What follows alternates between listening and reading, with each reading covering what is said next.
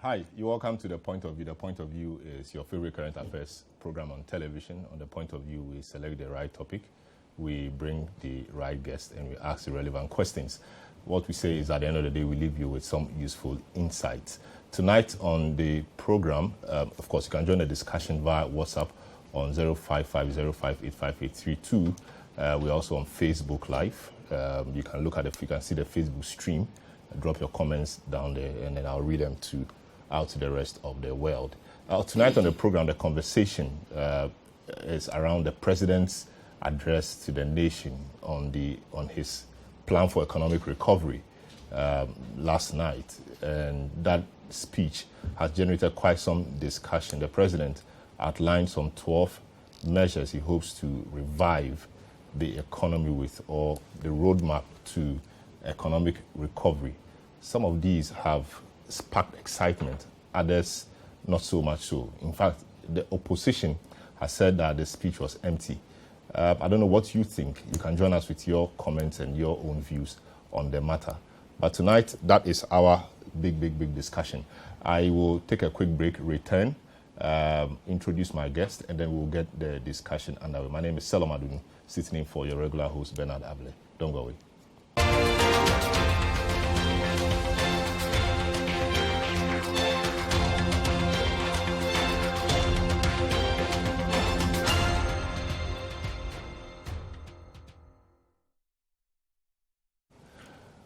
You're welcome back to The Point of View. Tonight, we are looking at President Nana Akufo-Addo's speech last night. At exactly 8 p.m., he spoke to the nation on how he hopes to revive the economy. As you may well know, the economy is reeling under the weight of high interest rates, high inflation, depreciating Citi, high fuel cost, high cost of living, and almost everything appears to be pointing south. There's so much stress in the system. Transportation fares have gone up, and we even understand that from tomorrow, fuel prices will go up again. Things are not looking pretty for the president and his government, and the people of Ghana appear to be feeling the pinch. So it was important that the president came yesterday to speak to us and to encourage us and inspire us to hope, or to have hope in his government. Indeed, he did say that we should continue to believe in him as we did during the COVID era, and that we will see the back of this. So he outlined 12 major things that he hopes to do in order to bring back the economy. Indeed, he did say that he knows how to bring back the economy. What he doesn't know how to bring back is human lives. Of course, that famous quote was given in one of his COVID-19 updates. So he said that he is cutting the salaries of all government appointees by 30%. He also said that he hopes to discourage our dependence on imported goods. He wants to tackle the currency speculation or Citi volatilities. He also said quite categorically that there will be no haircuts on treasury bill investments. However, his information minister appeared to have sent a different signal, trying to say that principals will not be affected by the so-called haircuts, but interests or dividends will be affected. We will look at that and see really who is telling us what. Is it that the president spoke generically and then the minister is trying to break it down to us so we know exactly what to expect? So here's the president from yesterday's speech talking about the fact that 30% his appointees will have a 30% cut in their salary. This is not haircut, but this is salary cut. Let's listen to it.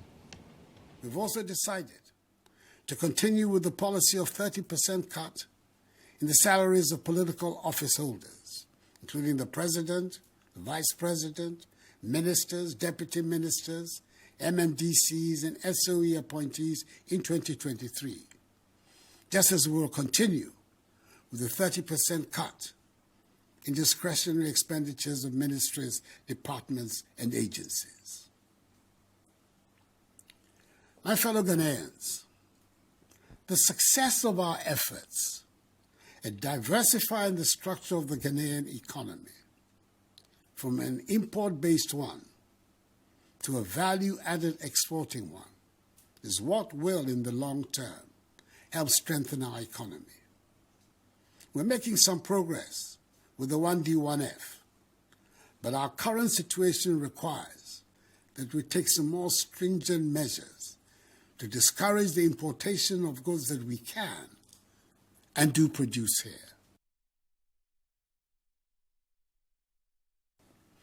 Fellow Ghanaians, as the French would say, l'argent n'aime pas le bruit. To wit, money does not like noise. Sika aime pas dede. Where there's chaos, where there's noise, where there's unrest, you will not find money.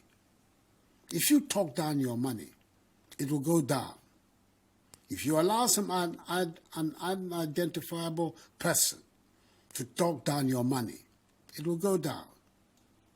The recent turbulence on the financial markets was caused by low inflows of foreign exchange and was made worse in the last 2 to 3 weeks, in particular, by the activities of speculators and the black market.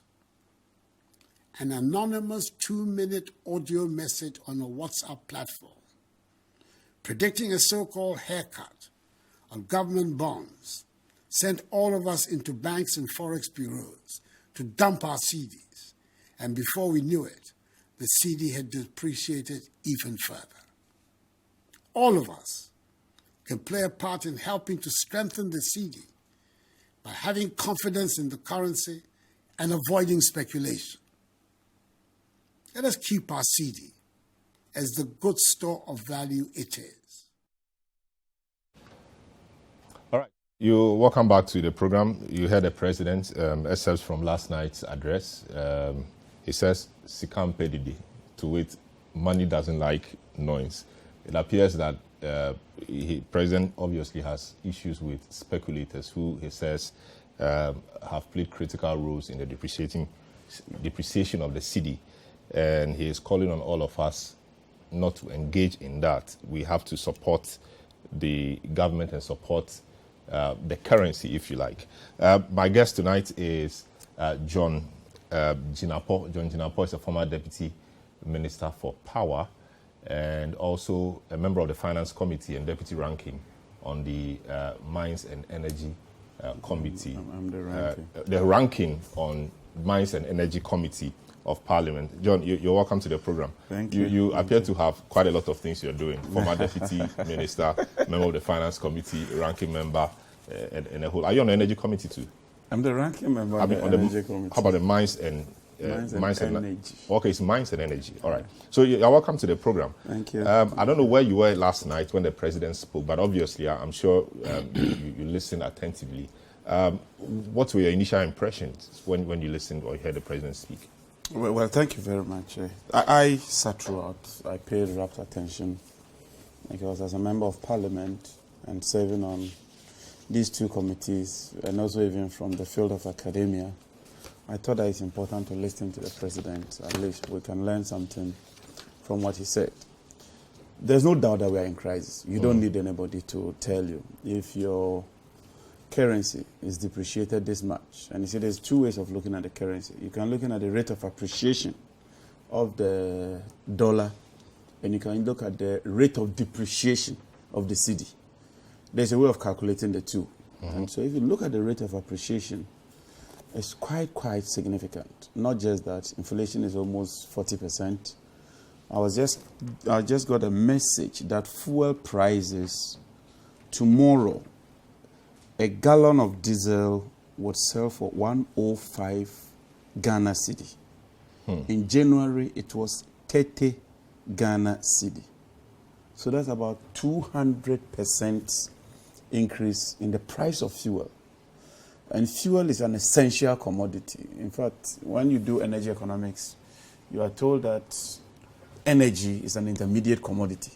You need it in order to achieve something. So fuel is a very essential commodity. And so if you are seeing about 200% increment in the price of fuel in less than a year, any company, any business, your budget is thrown off. I mean, the fundamentals are just gone off the roof completely. And it's not ending. But the reality is that if you look at the price of crude, and the president talked about the price of crude, in January, and the price of crude today, they are at par. The price of crude, if you look at Brent, and if you look at WTI, I think Brent was about 87. Today is about 87. So, strictly speaking, the price of crude hasn't changed. So the problem is with the depreciation of the currency. Depreciation of the currency and some other related matters. That is what is leading to this huge challenge. And you see, if you look at the Ghanaian cedi, it's not just against the dollar. If it's just against the dollar, it's against all the major trading currencies. We are not just depreciating against the dollar. But is this an Nanado problem? Is it not a Ghana problem? Of course, we've said that the nature of our economy is such that we depend a lot on imports. And so whilst we keep importing, I mean, you keep putting a lot of pressure on the Certainly, dollar. So that's structural. It so happens that we are in a difficulty right now, and so this problem is finding more expression. So is it a problem? Is it a Nanado problem or it's a Ghana problem? I'll tell you why it's a Nanado problem. And how must we look at I'll tell you why it's a solving Nanado it? problem. If the cedi depreciates within a certain band, you would then say that, look, it's a structural issue because don't forget, as we speak, our exports exceed our imports. That's official record. The only thing is that then you have to go and look at the primary balance because the primary balance is where the money really lands. It's a negative. But in terms of the trade balance, and the trade balance means that you went to the market, you sold, say, X amount of goods, and then you bought Y amount of goods. But then the issue is that how much did you bring home? Yeah. That's what lands in the primary balance. So there's a problem, no doubt about that. But what we are witnessing now is unprecedented. How so? Of course, obviously, obviously unprecedented. But I mean, of course, it's a quadruple whammy. So we have Russia, Ukraine, unprecedented. We have COVID, never happened before on the scale at which it happened. The economies, So the two are the main ones. Yes, and therefore, Bamia talks about the financial sector cleanup and even energy sector debt. The take or pay. Yes. So let's take IPP contract. COVID affects the whole world. So why has COVID isolated only Ghana and treating our currency the way it is? That's a question everybody must answer or ask. How come Togo, and even let's forget about the Francophone countries. Senegal. Let's look at... Senegal is Francophone. Let's look at Kenya, Uganda, Nigeria. But Nigeria's situation is quite different. For example, they have more oil. So if we need more dollars to buy oil, Nigeria necessarily may not need that volume of dollars to COVID, which made oil prices go into the negative. That's what COVID did. COVID hit Nigeria more than Ghana. And this is a fact. That oil prices came so low, so much so that the futures market was selling for negative. Which means that, look, people were looking for traders to even dump the oil to them. Because the more you keep the oil, the cost of storage is so high, people didn't even want to keep the oil. So if it's COVID, countries like Nigeria should suffer more. Now let's come to Ukraine. Ghana is an oil-producing country. This year alone, we've exported over 8 billion cedis of oil. That's what has come to Ghana in terms of revenues from exports, from surface rental, from our royalties, our carried and participating interest, and taxes. We've gotten about 8 billion. In the budget, we budgeted for 6.6 billion for the whole year. Meanwhile, in just one quarter, we've gotten more than we budgeted for the whole year. And if you doubt it, go and read the PIAC report and go and read the 2022 budget. So we've gotten so much money in even just 3 months. Now let me take the Ukraine-Russia. I'm telling you how much we are earning from oil in terms of the crude price increment. Now if you take the Russia-Ukraine, it means that it's affecting everybody. At least Ghana will produce some amount of oil. And yet Uganda is doing better than us. Kenya is doing better than us. Botswana is doing better than us. You look at our peers. And it's important to compare us with our peers. They are all doing better than Ghana. Something must be wrong somewhere. What's that something? because of excessive borrowing. The IMF has said it. But, They were but I mean, borrowing like there will be no tomorrow. yes, but you know, the people in the country, you know, want development. Every now and then, in fact, even today in the news, there was a community in the eastern region, you know, demonstrating for roads. The president has said it, that we do not make enough revenue, so we must borrow to pay. People don't pay taxes. And so with this kind of appetite for development, government, I mean, it's a political system. Government must borrow to construct the roads, to construct the bridges, to construct the schools. That is what the people want. So it is quite necessary. We're in this to mess so. because we borrow to construct the roads. Is that not it? Look, economics is about decision making. And when you are managing an economy, it's not just about today. You manage an economy in the immediate, medium, and long term. You won't say that because your children says that they want jollof and chicken, you would feed them in 1 week by borrowing, and the next 3 weeks in the whole month. So the government should weather the unrest, which could be all over. We must learn from this. I mean, that's the first thing. That going forward, we must move away from reckless borrowing. That's very, very important. If you borrow and you invest it in the productive sectors, it spurs economic growth, it creates jobs, you generate more revenue, and you can deal with the headwinds. But if you borrow and you don't spend the money in a prudent manner, and I can open the budget from 2013 to 2022 and show you total expenditure, and then as a capital expenditure, as a percentage of total expenditure, you would see that in Mohammed's time, we're spending about twice what President Akufo-Addo spends in terms of percentage of total expenditure. What do you attribute? What do you attribute that to? The fact that, you know, capital expenditure is lower.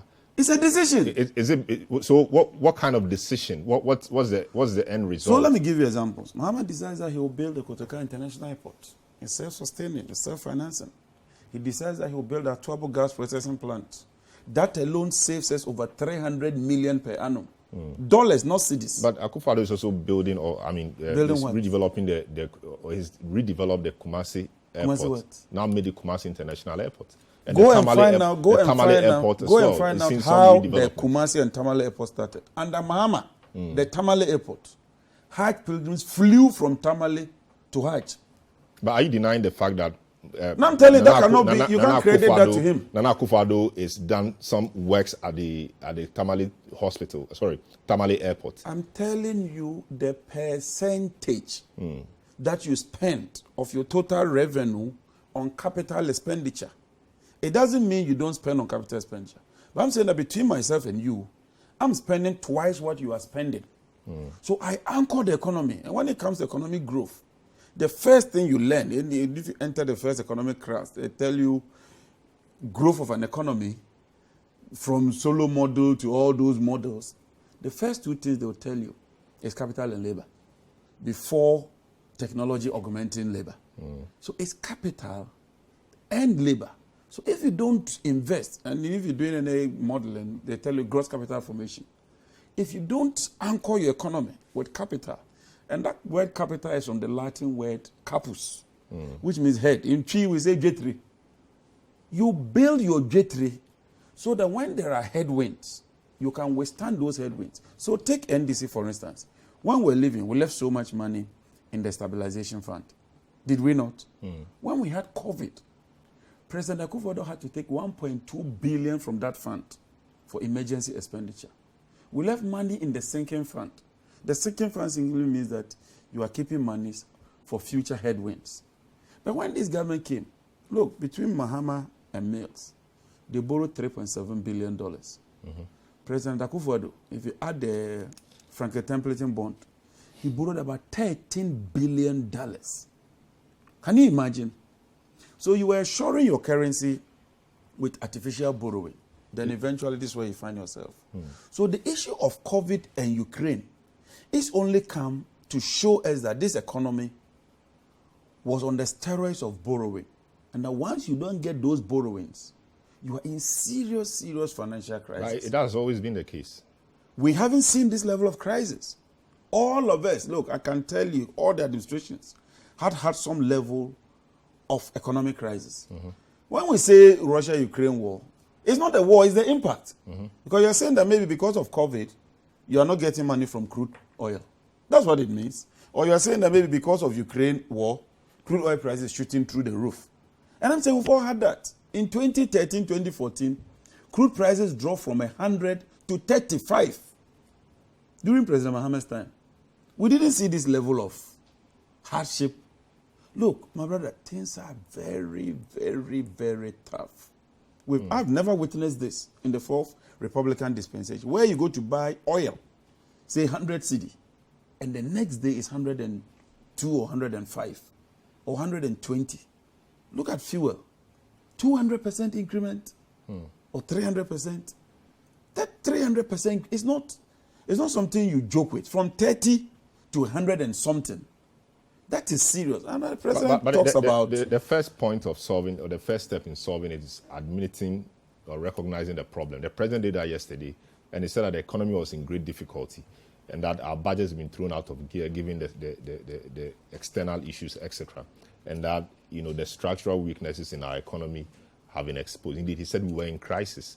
So that is the beginning point of solving it. At all. And that he should be credited for. Not everybody will admit to the problem the way it is. The first point of solving it is diagnosing the cause of the problem. But you need to know there's a problem. If you then know you that, diagnose. And he's diagnosed. First of all, the man is sick. He's running temperature. That's when everybody knows he's sick. If you are sick today and I see you, I can tell you are sick. But as a doctor, the first way to treat you is to diagnose the cause of the problem. If you don't diagnose the cause of the problem, you can't find a solution. No, but economists, they tell you that... Your view of the problem is that we've overborrowed. I'm saying that the president doesn't even appreciate... No, he does, because he said yesterday that we are not making enough money like we should. And then and the little we have also goes into debt, payment and development activities. Few people pay taxes. So sometimes we will have to borrow to do development. That is not the problem. But that's what you said. The first problem is borrowing. I'm saying the first problem is excessive borrowing and reckless borrowing. That is the first problem. I'm not sure about the recklessness. All of us borrow within a certain band. But when you borrow beyond a certain range and you do not invest those monies in productive areas, you have a challenge. Very well. That's the first thing. Now he talks about the haircut. So hold on with the haircut. I just had a haircut this evening myself, but not the kind of haircut that the president talks about. We'll take a short break. We will come back and look at the issue of the haircut, and we'll try and run through some of, the 12 measures the president talked about. He importantly talked about attitudinal change, not in so many words, but we'll look at that too and see what we can do as Ghanaians. He talks about excessive profiteering, talking down the city. We do not have to talk down our currency, etc. We'll look at all of that. This is the point of view. We'll be right back.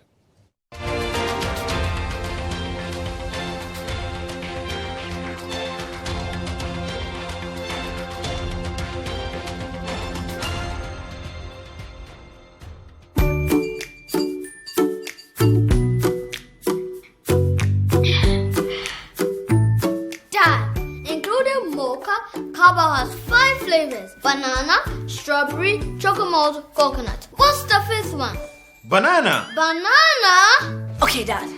Including mocha, Cowbell has 5 flavors. Banana, strawberry, chocolate, and coconut. What is the 5th one? Strawberry. No. Are you feeling hot? Honey, including mocha. Cowbell has 5 flavors: strawberry, banana, chocomalt, coconut. What's the 5th one? Chocomalt? Hey! Coconut! Hey! Nutritious and refreshing, Cowbell has a flavor for everyone. They think I don't know. Cowbell, our milk. This advert is FDA approved.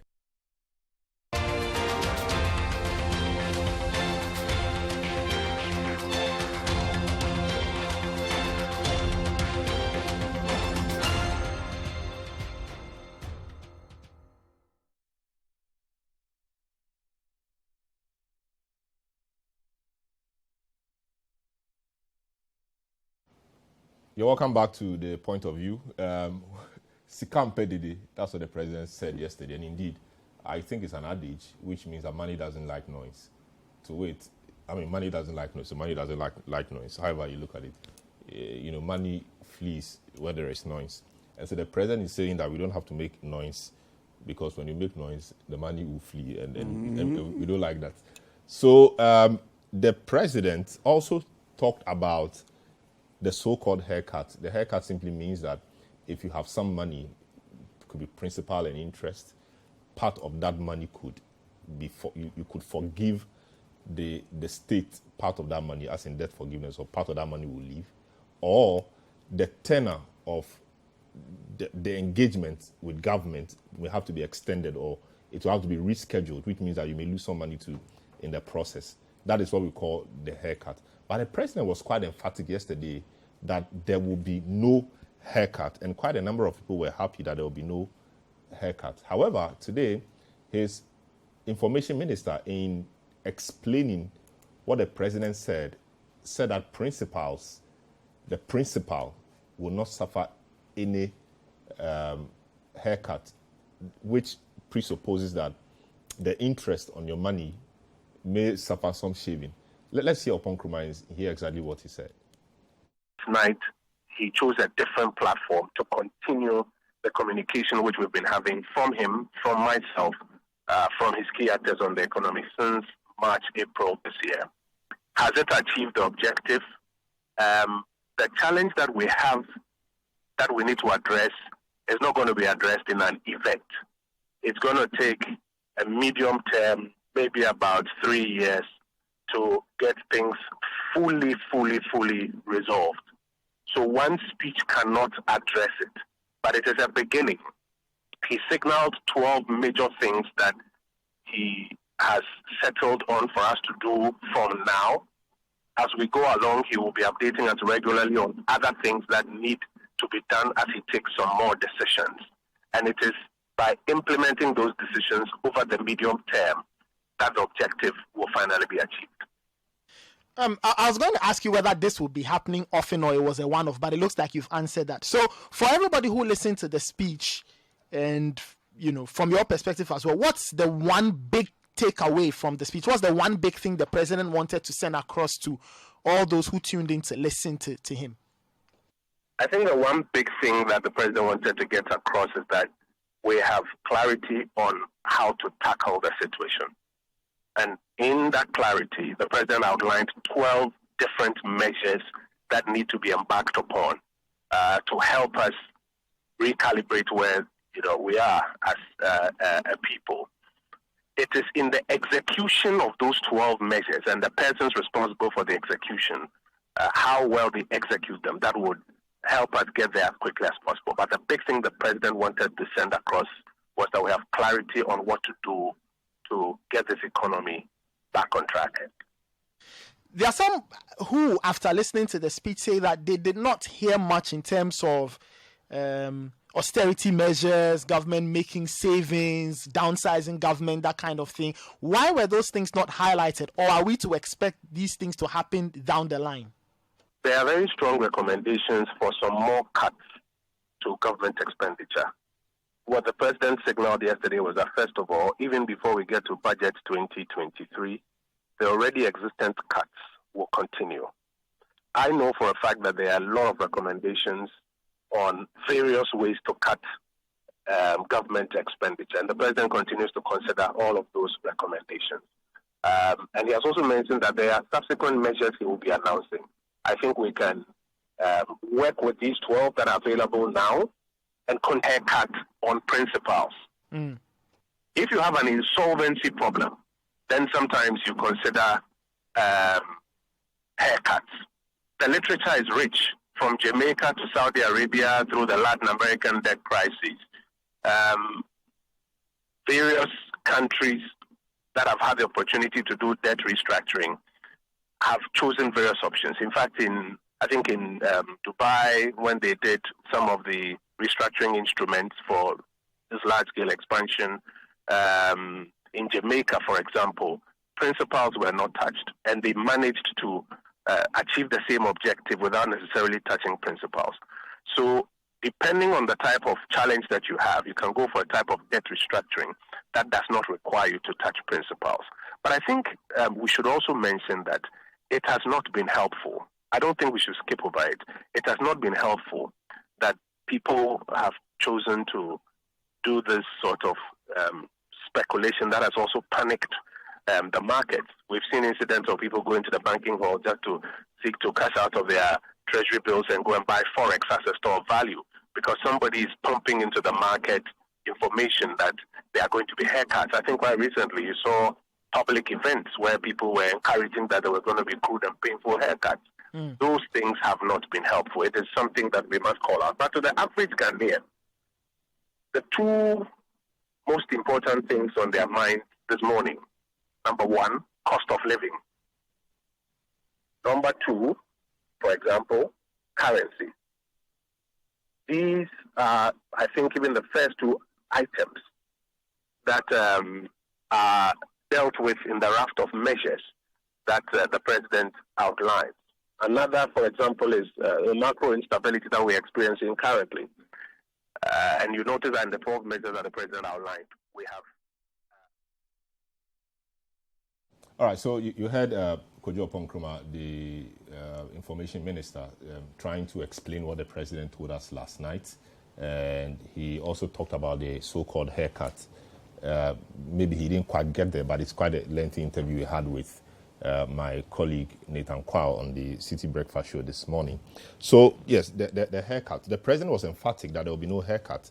Where do you stand? And indeed, I listened to your colleague Atuforsin, Dr. Kisel Atuforsin, who was quite emphatic that there will be a haircut, and he painted quite an ominous picture of the economy. After listening to him, I got scared because, I mean, the picture he painted was so bad, and I'm sure that's what Oppong-Nkrumah was referring to, that you pump into the system a lot of, for want of a better word, venom, and it's, I mean, the market reacts. People storm the banks and other places to take their money to go and buy Forex, etc. That doesn't help the economy.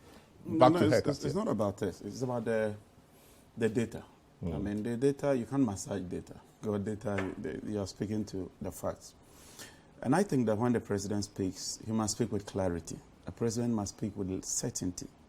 And like the minister said, right from, I think, in February, several people have spoken. You know, Dr. Bamia has spoken. There was no solution. The finance minister himself had a major press briefing and outlined so many steps that they wanted to use to address the situation. Is getting worse. So when the president is speaking, one would have thought that the president would have gotten proper briefing, would have looked at all the sides. And so when the president says there will be no haircut, that's what he wanted to say. He did not say there will be no haircut in respect of A, B, or C. He said there will be no haircut. And haircut simply means that you take a hit. That's all it means. It means that you take a hit. So a very quick example. I have 100 Cedi. I decided that I will invest it. So the 100 Cedi is the principal. So I get interest at 10%, which is like 10 Cedi per month. So you're expecting 110. So every month I expect 10 Cedi. Then maybe in 1 year I'm giving back my principal. That's what you call like a plain vanilla bond, or just simply put, plain vanilla. So if I don't get the 10 Cedi, and at the end of the 12 months, you give me the 100 Cedi, am I worse off or not? Because there's a time value of money. In finance, that's critical. Especially in this current rate of inflation, where a gallon of oil, if it's 100 Cedi, by January could be 200. If you keep my 100 Cedi, and you don't give me that interest to compensate me, because I could have bought my oil and keep it. The fact that I'm giving that money to you, you can't buy it again. I can buy it again. So that is a haircut. It's simple. Or you decide that instead of giving me the money by the end of the year, I should rather hold on. I'll get the money in 2-3 years. I no longer have access to that money because I would have planned that by the end of the year I'll use the money for ABCD. But the money will be growing, won't it? No, because you are not giving me the money. And because you are not giving me the money and you are reducing the interest or whatever. Because when you extend the tenor and it also compounds, then it's worse off. Because compounding even has a more higher effect. Then we can't even reduce the debt. Yes. Because we are seeking to reduce the debt. So if you extend the tenor and say that maybe instead of paying you 100 cedi, wait, in 2 years' time I'll pay you 200 cedi. That'll be counterproductive. It will be counterproductive. It will multiply. And you see, I have this data, which is a summary of economic activity from the Ministry of Finance. They do it quarterly. This is from the first 2 quarters. Our total tax revenue was 30 billion. Total tax revenue.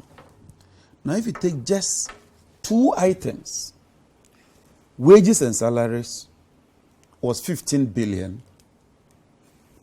If you take interest payments and amortization, 25 billion.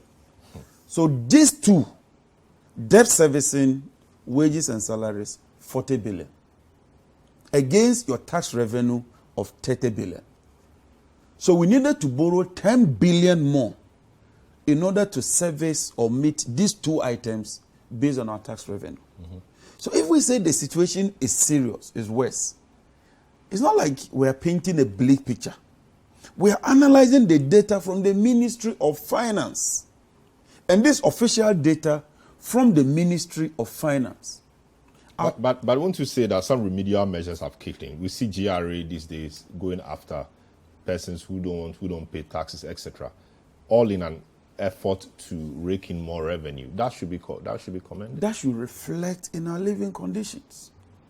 If it's going well, if they are really making those revenues, because the more you make revenues from these entities, the less they are even able to expatriate money. The more your 1D, 1F, is that not it? 1D, 1F, yes. That's the factories. Yes. If the factories are doing well, there will be import substitution. If the factories are doing well, you may be able to export. But even so the president says that we are over-dependent on imported goods. Sometimes it's a taste. You know, we may have a local substitute for a particular product, but because we've developed exotic tastes, you know, we simply just want to go for that and talk down what we produce. That is false. That is the attitudinal change the president is calling for. Our local chicken tastes nicer than the imported chicken. But why don't we troop to buy the local chicken? Because we don't have it, first of all. And also it's expensive. I would prefer to buy a live chicken. I would prefer to buy a dressed chicken from Ghana than that chicken that has been in a barrel for so many weeks. Won't you do so? Let's take chicken. Would you prefer that imported chicken in those chemicals and drums as compared to your own locally produced chicken? But the truth is that so many people don't. They do because it's expensive. They cannot pay. That's the truth. The locally produced chicken is more expensive. Take tomatoes. We import a lot of tomatoes from Burkina. Do you know why? The Burkina tomatoes, when they send it to the market, it stays longer. It has a longer shelf life than the Ghanaian one. So when you roll out a program like Planting for Food, you are looking at dealing with those bottlenecks. That's the essence of government intervention. The governments have identified that there's an opportunity here, but there are bottlenecks. I want to deal with it. I went to my constituency and I went to the riverside. I saw that they had built one warehouse, they have all kinds of names. I think one district, one warehouse. One constituency, one warehouse. Something like that. The warehouse was not completed, but it was so close to the river. And I'm asking myself, if you want to store grain, you require a drier condition. So why would you position that warehouse on the bank of the river? It doesn't make sense. What I expected the president to do yesterday was, first of all, to concentrate on food security. I'm mobilizing X amount. I'm taxing buffer stock. Move into the farm gates. Mop up every food item you can. And let's store them in the silos for next year. Because this is the harvesting season, particularly in the north. And in Ghana, we lose about 30% of our produce as a result of post-harvest management. So I thought that the president should have been doing that immediately. No, but that is already being done. We understand that there'll be. I mean, there's a process underway to get trucks into the hinterlands where the food is produced. Did the president talk about that yesterday? No, he doesn't need to talk about that. Did he tell you the outcome? No, if it's already happening, is it happening? Are you aware it's happening? Of course, I know. I'm from the north. Yes, nothing is happening. No, but we're told that it's happening. So the president how many things can the president say in 30 minutes? I'm saying that if I were the president, the first thing I would deal with is food security. Because when you are in crisis, the first thing you look at is food security, health, and national security. No, but the fact that he didn't mention it doesn't mean that it's not happening. I'm saying it is not happening. If it 2 were weeks ago, happening, we were told that trucks were going to move to the hinterlands to bring in food because I am from my constituency. Your media men followed me to Tuluwe, where farmers were complaining that their foodstuffs are locked up. Maybe the train hasn't gotten there. It should have been there by now. Then that means that there's no seriousness, there's no emergency. That's one. Two, I was expecting that, look, the president will say that of the 55 million barrels of oil we produce in Ghana, Tor will start processing some of the crude. Don't you think that is rational? Yeah, Tor is not working. We've known this problem since January. And we've known that Ukraine war exists since January. February. We've known that Tor, we could do something about Tor. You don't need more than 6 months to bring Tor up if you really want to do it. We could have done that. We produce oil here. So we take our crude, go and sell it, and import finished products. Every government that is in crisis should be processing some of its crude. Yes, but we are in crisis today. The crisis, came to a head, or the crisis have come to a head maybe in the last 2 months or 3 months. Please. No, March. The crisis as we're seeing now. It hasn't even finished, so it hasn't come to a head. Because we haven't reached the tipping point. Now yet. we've seen some measures being announced, and hopefully to do what? You tell me in all these statements that President said. Hopefully, these measures. I beg you. What is new in this statement? Over $700 million is being pumped into the system. We see the exchange rate. 700 million from where? From the cocoa's syndicated loan. Last year we had about 2 billion. We couldn't do anything. And of course, are you denying the fact that there's some stability on the currency front?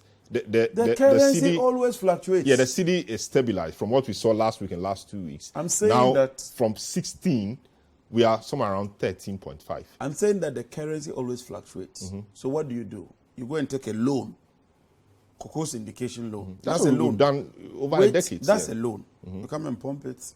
There's some respites. After about 3 weeks, 4 weeks, it starts going up again. That's what we've been seeing. When we went for the 750 from Exim, Afrexim, the situation stabilized a bit. That was when Kojo Oponkroma advised that we should go and sell our dollars. At that time, it was 9. Me, I had so much faith in him. So you want to sell oil The dollars? small that I had, You want to sell it? I sold it at 9.4. Now I went back, they said it's 16. Even at today's 13. What can you do with it? So when the president speaks, there should be some level of agency in what he said. Look, let's face it. And you can do a sample of all the comments. Everybody thinks that there was nothing new in what the president said. Sika and dede. Look, this is the same man who stood on the platform and said, Citi, now hata, or what is, not the Citi. But you see, you are derogating from what your leader has said, what Mahama has said. Mahama said it's not the time to gloat or say, I told you so. So this is the time for solution. Know better. Yeah, so that's past and gone. Maybe, No, but you see, my brother, even as it's past and gone. You need to remind him. Sometimes you need to remind the must person. Learn from the past. That President, we agree with you. We do not. In any case, none of us have talked down the currency. Give me one example. And you're saying our leader has shown leadership, is demonstrated that look. No, I'm not saying he will rise above. No, he just said that don't pettiness. gloat in it. Yes, that is leadership. Just find solutions. When he faced a similar problem, this same man said that he denied hata. Dr. Bawumia predicted. But that was a statement of fact, was it not? Dr. Bawumia predicted that the city will even fall further. Today, but he was looking at the data. Today we are in that same situation and worse than it was. This data is worse, and President Mahama says, look, let me just end with that. President Mahama says, no, look, hold on. I wouldn't do what you did to me. On the contrary, I'm giving you suggestions. Deal with A, deal with B, deal with C. This is the mark of a true leader. A leader who has his country at heart, a leader who thinks of Ghana, and somebody who deserves another chance to sit on that throne. So now you've turned a platform into a political one. All right, so we'll take a quick break. We'll return for the final lap, and we'll try and force a few answers from Abu Jinapor. John Jinapor. You're Abu too, right? Yes. John Abu Jinapor, whose brother is the Minister for Lands and Natural Resources. Don't go away.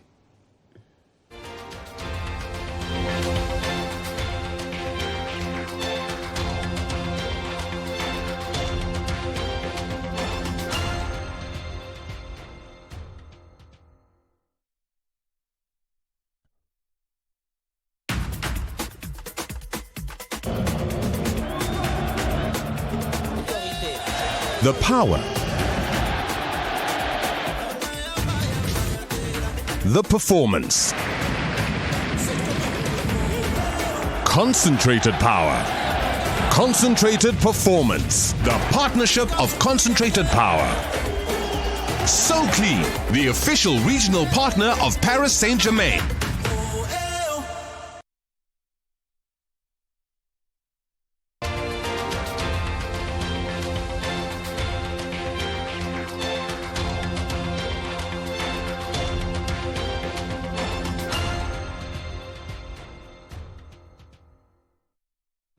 You're welcome back to The Point of View. The Point of View is live on Facebook, and we are live on Citi TV, obviously. My guest is John Jinapor, former Deputy Minister for Power, Member of Parliament for Yapel Kuseu, and a ranking member on the Mines and Energy Committee of Parliament. We are having a conversation around the Sika dede address, assessing it, and he thinks that of course, his side thinks that the address was empty. It failed to tackle the very essential matters. He thinks that the president should have tackled head on the matter of food security, and in his view, the president failed to do that. Let's talk about the attitude. The president talked about unnecessary profiteering. We've had cause to also complain that sometimes our traders unnecessarily profiteer and causing the consumers a lot of pain. The issue of speculation, dependence on imports, which we've talked about briefly. Profiteering, what can be done? That was a very important call the president made, that this is not the time to profiteer. I think the president missed it completely, and I'm worried. He missed it? Yes, and I'll tell you, my worry is that it does appear that the president doesn't appreciate the problems that we are facing. Look, the market women, they want to sell their products as quickly as they can. No, but we've always complained about this, that the traders profiteer. Sometimes you go something which is supposed to be 5 cedis, they tell you it's 8 cedis. You have to bargain before it comes to 6 cedis. That is how the market operates. You can only do what you are doing if you do collusion. For instance, if all the traders agree that let's peg it at, say, 15 cedis. So you don't buy the idea that traders, put higher margins on their goods to profit in the market? Yes. Let me tell you, these traders, they go, you know what they do? You probably haven't studied the market. They go to the shops and say, maybe give me tomato, the can, 10 tomatoes, like 10. They don't even pay you. They come to sell in the evening, they go back and account. They are not stupid. Please, don't underestimate them. Especially in a free market economy, you can't profiteer beyond a certain level. Equilibrium will be established. Because once we realize that in this market, they are increasing prices, consumers will move to market B. If there's a monopoly, that's a different thing. If there's a monopoly, it means that you have no choice. For instance, electricity. If ECG decides that they'll peg it at 20%, 50%, you can't do anything. But when you are selling things like tin tomatoes, and those things, in a free market economy, in a common economy, in a common market, where is that profiteering? Where is that evidence? Where is that evidence? When your exchange rate is overnight, is moving by 1 cedi from, say, 12 to 13, and you are blaming the poor market woman who is struggling to survive. Please, you go and talk to the market women. They are struggling to make ends meet. So when the president comes to make an address, it makes it look like the market women are making some super abnormal profit and that they are rich. That is not true. It's never true. And please, Mr. President, you got it completely wrong when you make the claim that market women are profiteering. That cannot be the case. If there was a Kalabule situation, and that is where there's shortage, you understand, there's shortage. I'm the only person who sells oil. Others don't have oil. I said I'm the only person with oil. If you don't buy it at X amount, that is profiteering. But not when across board, prices are generally rising the whole country because your currency is worthless, because your currency is falling at a speed that of Usain Bolt. Don't blame the market woman. You see, you know what I expected us to do by now? I was thinking that in this address, the president, like you said, they announced that they were going to buy some foodstuff. We've been able to mop maybe how many tons of rice. So I've directed as president that the buffer stock unit should release X amount of rice into the markets. It calms the markets. We've been able to mop up X amount of oil, locally produced oil. In this address, I'm directing the Minister of Agriculture, Minister of Finance. But the address is not just one. You'll be doing it like he did for the COVID. Listen. You know, he said he'll be doing it periodically. He'll be coming to our homes and all of that. I'm saying that is what I expect. And that's my expectation. I'm entitled to one of the things as part of the 12th measure. And he says that he's going to look for cheap oil. Petroleum products. Yes. Where? No, maybe there could be some arrangements. Where? In Kufuor's time, for example, Kufuor had an arrangement with Obasanjo. That's the thing about he had some arrangements with Obasanjo. Our colleagues they came to bail us. Come and tell us what you've done. Then look, I've been able to negotiate ABCD. Or in 2 weeks' time, I hope to achieve this. All he said is that he's going to look for cheap oil. When? We don't know. Where? We don't know. How? We don't know. And that if it is successful, it will stand the tide. What kind of talk is that? He talked about introducing energy sector reforms. As somebody who is working in the energy sector and also sitting on the energy and mines committee of parliament, what reforms do you anticipate or do you think the president must introduce to clean up the sector and bring down costs of the sector? In 2018, 2019, we approved $1 billion of Eurobond for energy sector restructuring. They went for the money. We pay about 8% on that 1 billion, and we pay it semi-annually. They've spent that money. They spent it how? They spent it on the energy sector. They spent it on goods and services. That money can no longer be traced. Yes. We asked them, I'm telling you, put me on record, that I came to your program and told you that as part of the Eurobond approval, Mr. Kenoforeta told us that 1 billion of that amount would be used to restructure energy sector, to make it more cheaper. They've spent that money. They did not do that. 2018, 2019, 2020, 2021, we're in 2022. And then all of a sudden, you realize that you have to do some reforms. When we were leaving office, the losses was just about 20%. Today, the losses in the energy sector, from ECGO, power bought and sold, has risen to 30%. The turbo gas processing plant today gives us 50% of our LPG needs. That is how you manage an economy. So I didn't see anything urgent, to be frank. And you see, it's not because I'm an NDC MP. I'm asking myself, in the immediate term today, with this problem we are facing, what did the president really say that will calm the situation? He said we should give me like 1 month. Within this 1 month, what would they do? Within 1 month, say in the month of November, what did the president say? Because that's the immediate thing. When we say immediate, it's immediate. From the word go, you want to put something together in order to halt a deteriorating situation or slower the pace of deterioration. Then you'll be looking at medium term and to long term. In the immediate short term, what did he say he would do? You listened to the entire speech. Yes, for me, the encouragement I took from it is that he said we should have confidence in him.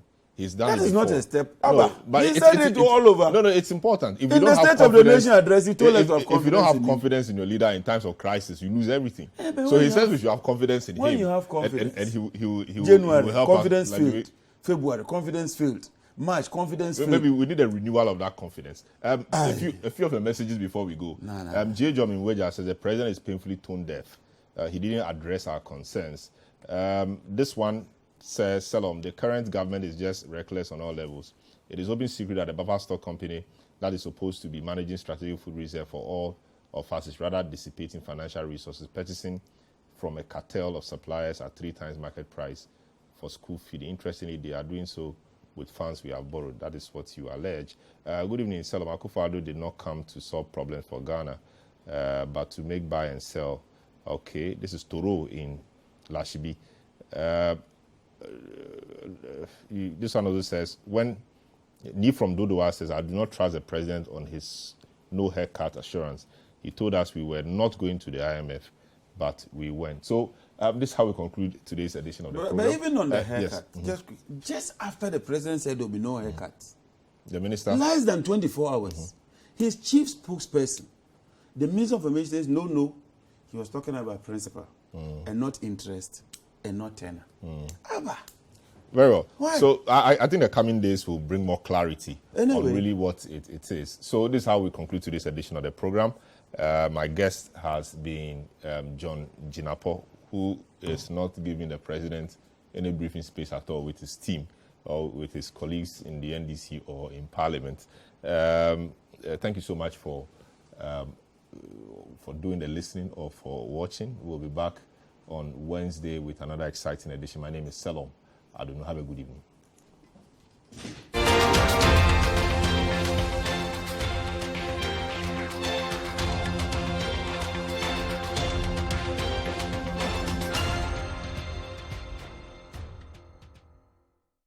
The Point of View is brought to you by Cowbell Coffee. Cowbell Coffee. Taste it, love it.